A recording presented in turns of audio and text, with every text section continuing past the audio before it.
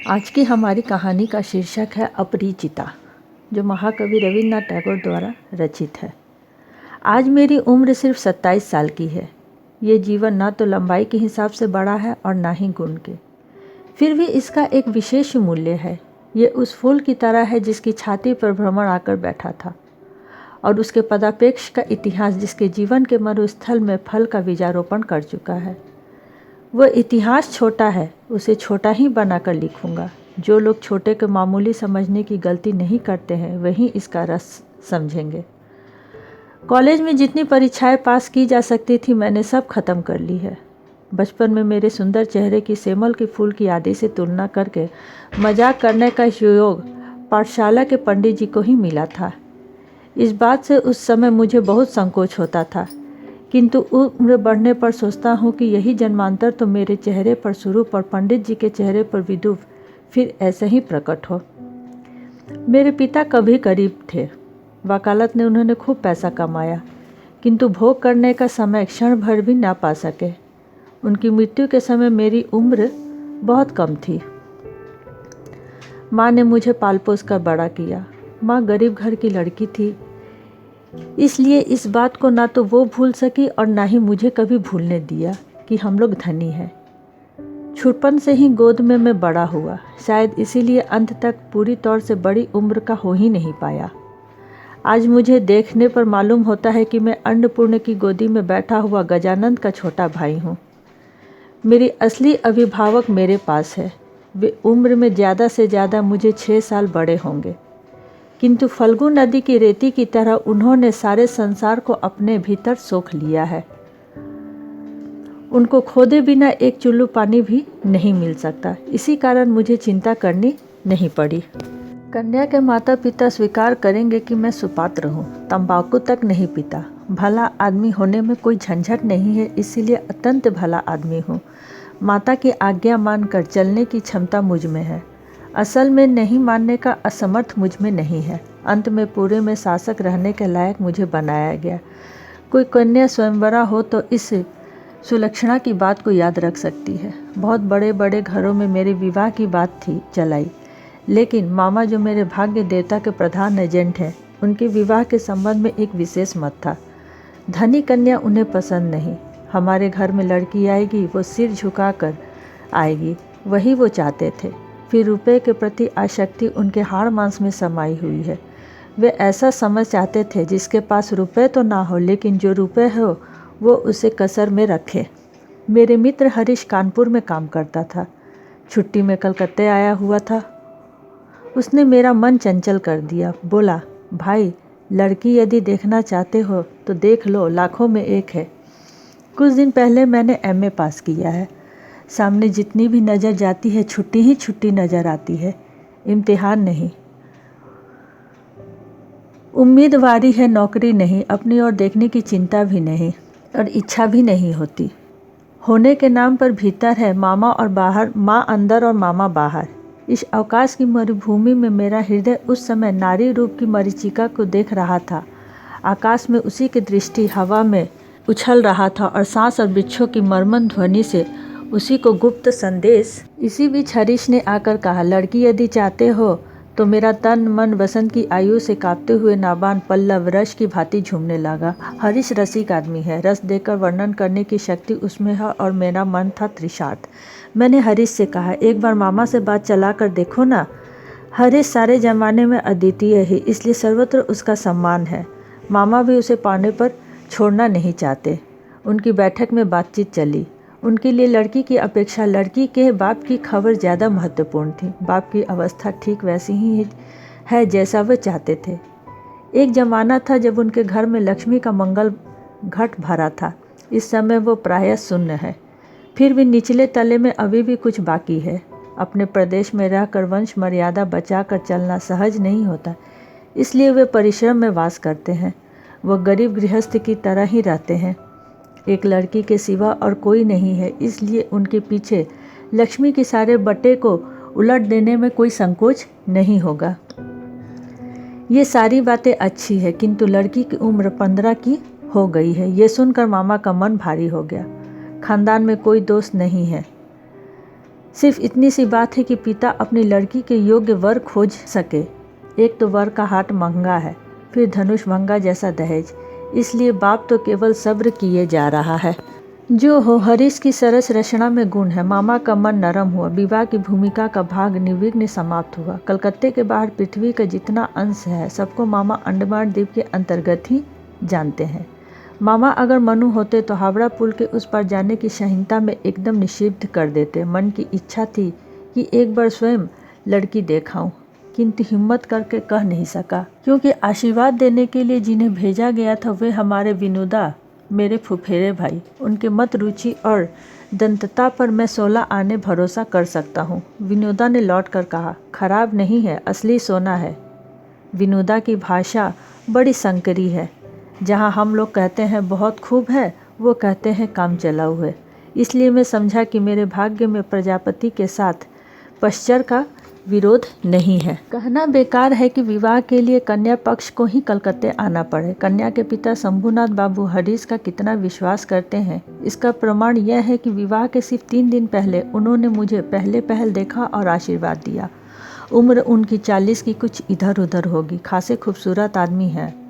भीड़ में सबसे पहले नज़र पड़ने लायक चेहरा है। आशा करती हूँ कि मुझे देखकर वो खुश हुए होंगे। समझना मुश्किल है क्योंकि वे चुपचाप रहने वाले आदमी हैं।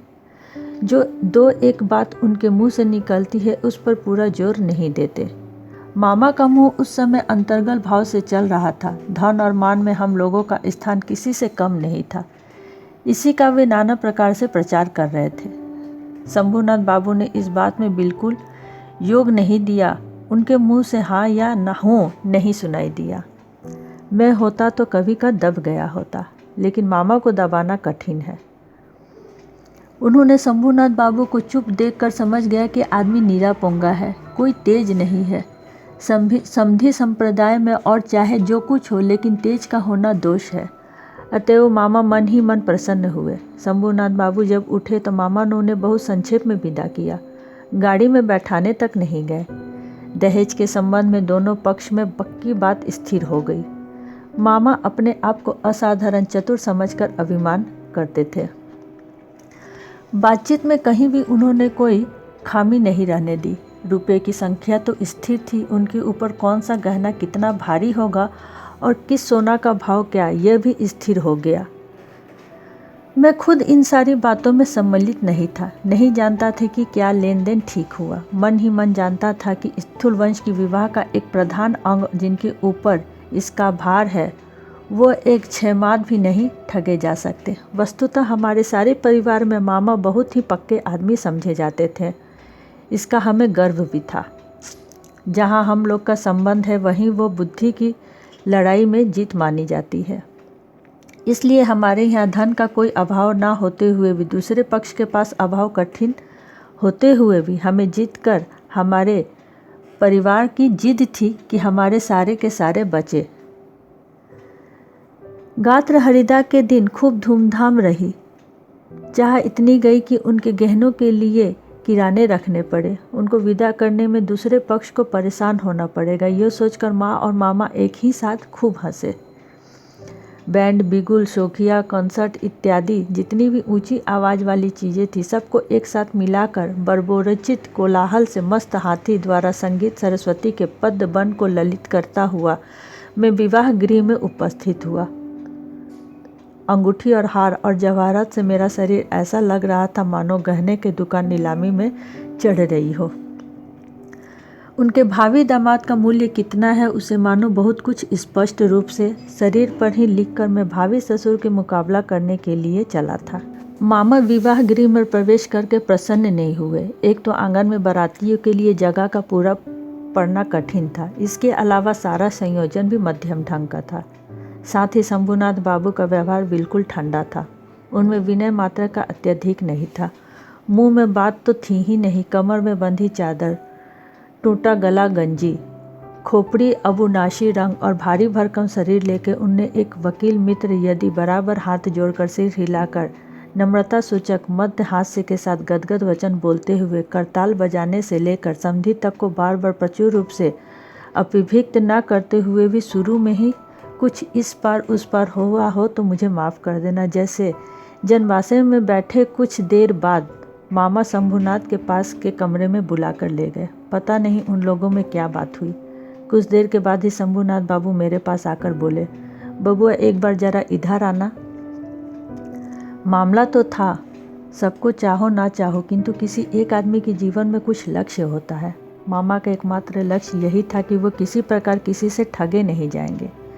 उन्हें डर था कि उनके संबंध गहनों में मामले धोखा दे सकते हैं। विवाह तो हो गया, इस धोखे का प्रतिकार नहीं हो सका। घर का भाड़ा, सौगात, विदाई आदि जिस प्रकार खींचने का परिचय मिला था, उसने मामा को निश्चय ही हो गया था कि लेन देन के मामले में इस आदमी की बात पर विश्वास करने से काम नहीं चलेगा।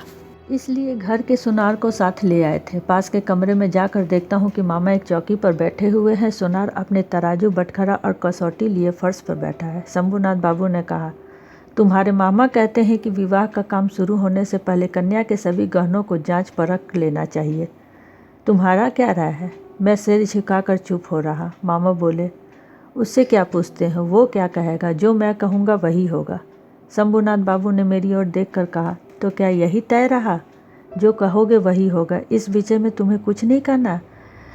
मैं जरा गर्दन हिलाकर इशारे से बात किया, इस विषय में बोलने का मुझे कोई अधिकार नहीं। अच्छा तो बैठो, लड़की के शरीर से सारे गहने उतार कर ले आता हूँ। यह कहकर वे उठ गए। मामा ने कहा, अनुपम यहाँ क्या करेगा? वो सभा में जाकर बैठे। शंभूनाथ बाबू ने कहा, नहीं, सभा में नहीं बैठना होगा। कुछ देर के बाद एक गमछे में बंधे हुए गहने लेकर वो लौटे और उन्हें चौकी के पास पसार दिया। सब गहने उनके पितामह के ज़माने के थे। हाल के फैशन का ये भी एक भी नहीं था। जितने मोटे थे उतने ही भारी। सुनार ने एक गहना हाथ में लेकर कहा, इसमें क्या देखूं? इसमें खाद तो है ही नहीं। ऐसा सोना तो आजकल काम में नहीं आता। यह कहकर उसने उस मकराकृत मोटे कंगना को जरा दबाकर दिखाया तो झुक गया। मामा ने उसी समय गहनों की गिनती दर्ज कर ली। बाद में कहीं ऐसा ना हो कि दिखाए गए गहनों में कुछ कमी पड़ जाए। हिसाब करके देखा, जितने देने की बात थी उससे ये गहना संख्या में, दर में और भार में कहीं अधिक है। गहनों में एक जोड़ा ईयरिंग भी था। शंभूनाथ बाबू ने उसे सुनार के हाथों में देकर कहा, इसे एक बार कस कर देखो। सुनार ने कहा, यह विलायती माल है, इसमें सोने का हिस्सा बहुत थोड़ा है। शंभूनाथ बाबू ने ईयरिंग को मामा के हाथों में देकर कहा, इसे आप लोग ही रखिए। मामा ने उसे हाथ में लेकर देखा। इसी ईयरिंग से उन्होंने कन्या का आशीर्वाद दिया था। मामा का मुंह लाल हो गया। दरिद्र उनको ठगना चाहेगा, परंतु वे ठग नहीं जाएंगे। इस आनंद के उपभोग से वे वंचित हुए ही ऊपर से कुछ और मिल भी गया। मुंह भारी करके बोले, अनुपम जाओ सभा में बैठो। शंभूनाथ बाबू बोले, नहीं, अभी सभा में नहीं जाना होगा। चलिए आप लोग पहले भोजन करा दो। मामा बोले, ये कैसी बात है? शंभूनाथ बाबू बोले, उनकी चिंता ना कीजिए, उठिए। ये आदमी निहायत भले मानस किस्म का है, लेकिन ऐसा मालूम होता है कि इसके भीतर कुछ और भी है। मामा को उठना पड़ा। बारातियों का भोजन हो गया। आयोजन का कोई आडंबर नहीं था, लेकिन रसोई अच्छी बनी थी, सब कुछ साफ सुथरा था, इसलिए सबको तृप्ति हुई। बारातियों का खाना समाप्त होने के बाद शंभूनाथ बाबू ने मुझे खाने को कहा। मामा बोले, यह क्या, विवाह से पहले ही भोजन कैसे करेंगे? इस संबंध में मामा के मत की पूर्ण रूप से उपेक्षा करके उन्होंने मेरी ओर देखा और कहा, तुम क्या कहते हो? बैठने में कुछ दोष है क्या? मूर्तिमती आज्ञा स्वरूप मामा स्वयं उपस्थित थे। मेरे लिए उनके विरुद्ध चलना असंभव था। मैं भोजन नहीं कर बैठ सकता।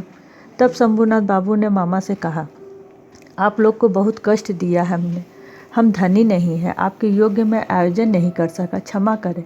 रात हो गई है, अब आप लोग को कष्ट अधिक बढ़ाने की इच्छा मेरी नहीं है। तो फिर? मामा बोले, तो जनमासे में चलिए, हम लोग तो तैयार ही हैं। शंभूनाथ बोले, जो लोग वो समझते हैं कि मैं अपनी लड़की का गहना चुरा लूँगा, उनको मैं लड़की नहीं दे सकता। मुझसे कुछ भी कहना उनके आवश्यक नहीं समझा, क्योंकि यह सिद्ध हो चुका था कि मैं कोई नहीं हूँ। इसके बाद जो कुछ हुआ वो कहना भी नहीं चाहता। झाड़ फानुस तोड़ कर, माल असबाब नष्ट भ्रष्ट करके, दक्ष यज्ञ विवस्त का अभिमय समाप्त करके बाराती चले गए। घर लौटते समय शहनाई और बैंड एक साथ नहीं बजे और आतिशबाजी की झाड़ में आसमान के सितारों को अपना भार सौंपकर न जाने कहाँ विलीन हो गए। घर में सब लोग आग गुस्से में आग बबूला हो गए। लड़की के बाप को इतना गुमान, कलयुग का चौथा चरण पूरा होने को आया। सब ने कहा देखा जाए लड़की की शादी वो कैसे करता है, किंतु लड़की की शादी ना होने का डर जिसके मन में नहीं है उसको दंड देने का उपाय ही क्या हो सकता है। सारे बंगाल में एक ही एक ऐसा पुरुष है जिसने लड़की के बाप ने विवाह के मंडप में स्वयं लौटा दिया है। इतने बड़े सत्पात्र के भाग्य में इतने बड़े कलंक का दाग ना जाने किस पाप ग्रह ने इस तरह मशाल जलाकर बाजा बजाकर धूमधाम के साथ लगा दिया। बाराती लोग यह कहकर सिर ठोकने लगे कि ब्याह हुआ नहीं और धोखा देकर हम सब लोगों को खिला दिया।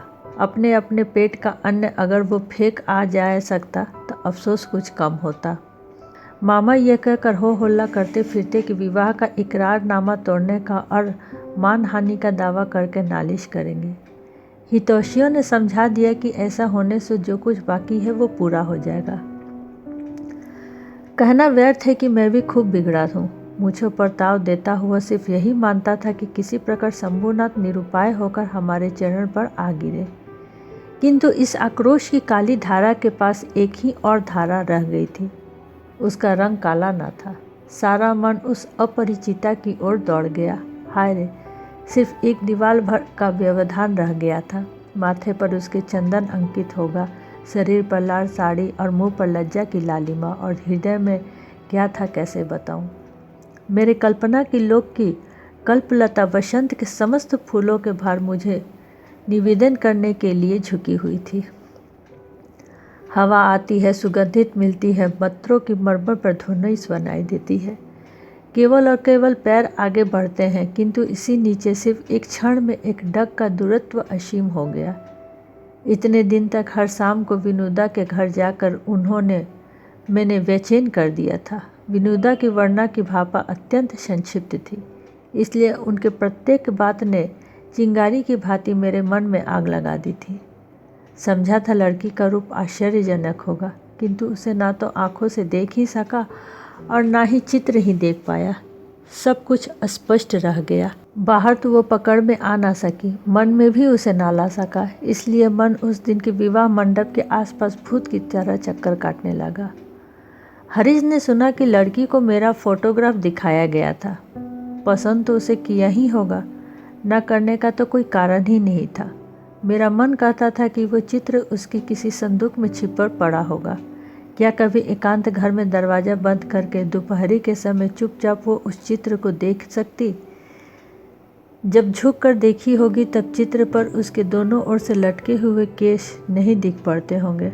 हठात बाहर किसी के पैर की आवाज़ सुनकर अपने सुगंधित आंचल में वो उस चित्र को छुपा नहीं लेती होगी। दिन बीत गए, साल पूरा हो गया। मामा तुम्हारे शर्म के विवाह संबंध की बात तक ही नहीं उठाते। माँ की इच्छा थी कि लोग जब हमारे अपमान की बात भूल जाएंगे तब विवाह की चेष्टा की जाएगी। इधर मैंने सुना कि उस लड़की के लिए एक अच्छा पात्र मिल गया था, परंतु इसके विवाह ना करने की प्रतिज्ञा ली है। सुनकर मेरा मन पुलक आवेश में भर गया।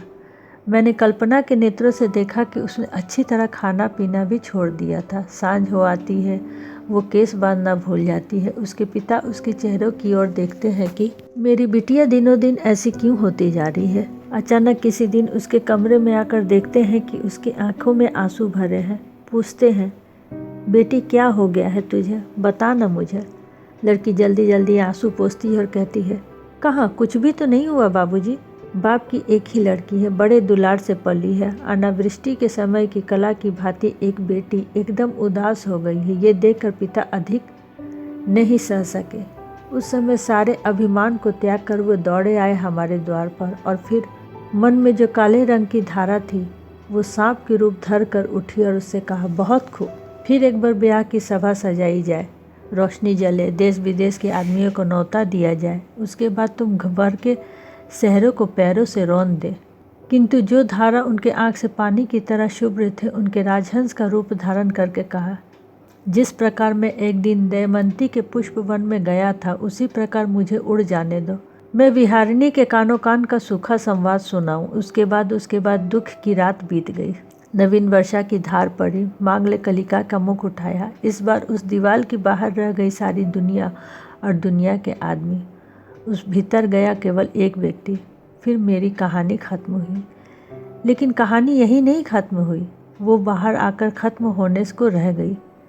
वहीं थोड़ा सा विवरण देकर लेखा ख़त्म कर दूंगा। माँ को लेकर तीर्थ यात्रा के लिए चला। मेरे ही ऊपर भार था, क्योंकि मामा इस बार हावड़ा के पुल के पार नहीं हुए। रेलगाड़ी में सो रहा था। दचेत खाते खाते दिमाग में नाना प्रकार के त्रस्त व्यस्त स्वप्न के ताज बज रहे थे। अचानक किसी एक स्टेशन पर नींद उचट गई। अंधकार और प्रकाश से मिला हुआ वो भी एक स्वप्न था। केवल आकाश के सितारे परिचित थे और सब कुछ अज्ञात और स्पष्ट। स्टेशन की लालटेनों के खंभे खड़े होकर हाथ में दीपक लेकर ये दिखा रहे थे कि ये पृथ्वी कितनी अपरिचित है। गाड़ी में माँ सो रही थी। प्रकाश के नीचे हरा पर्दा खींचा हुआ था। ट्रंक, सूटकेस, माल, असबाब सब इधर उधर एक दूसरे पर तस्त व्यस्त पड़े थे। वे भी मानो स्वप्न लोक के उल्टे सुलटे सकबाग थे। इस प्रकार हरे टिमटिमाते आलोकों में रहने और रहने के बीच एक विचित्र ढंग में पड़े हुए थे। इसी समय उस अद्भुत स्थान की अद्भुत रात में ना जाने कौन बोल उठा, जल्दी चले आओ, इसी डिब्बे में जगह है। ऐसा मालूम हुआ मानो कोई गीत सुना रहा हो। बंगाल की लड़की के कंठ की बंगला भाव कितनी मधुर होती है। वह इसी प्रकार असमय और असंध में अचानक सुनने में ही समा जा सकती है। लेकिन इस कंठ स्वर को केवल स्त्री का कंठ स्वर कहकर किसी विशेष श्रेणी में डाल देना ठीक नहीं होगा। ये केवल एक ही व्यक्ति का गला है। सुनते ही मन का उठा, ऐसा तो और कहीं नहीं सुना।